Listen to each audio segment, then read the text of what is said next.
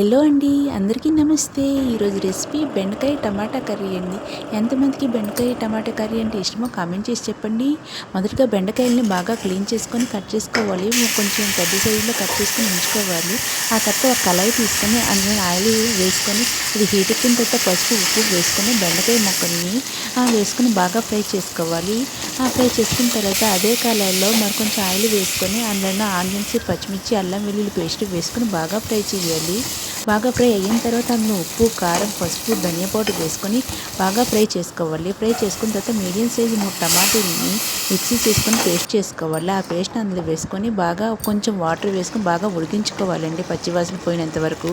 ఉడికిన తర్వాత అందులో ఫ్రై చేసిన బెండకాయలు కూడా వేసుకొని బాగా మూత పెట్టుకుని బాగా ఉడికించుకోవాలి. ఉడికించుకున్న తర్వాత ఒక 5 మినిట్స్ తర్వాత మూత తీసి ఓపెన్ చేసి చూస్తే ఆయిల్ పైకి తేలుతున్నట్టుగా వచ్చింది కదండి.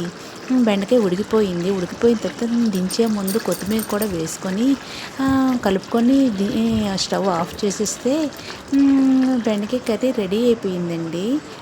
ఇంతేనండి బెండకాయ కర్రీ. ఈ బెండకాయ కర్రీ అన్నంతో పాటు అయినా లేదంటే చపాతీలతో అయినా చేసుకుని తింటే చాలా టేస్టీగా ఉంటుందండి. మీరు కూడా ఒకసారి ట్రై చేయండి. నచ్చితే ఈ చిన్ని మినీ వీడియోకి లైక్ చేసి సబ్స్క్రైబ్ కూడా చేసుకోండి ఫ్రెండ్స్.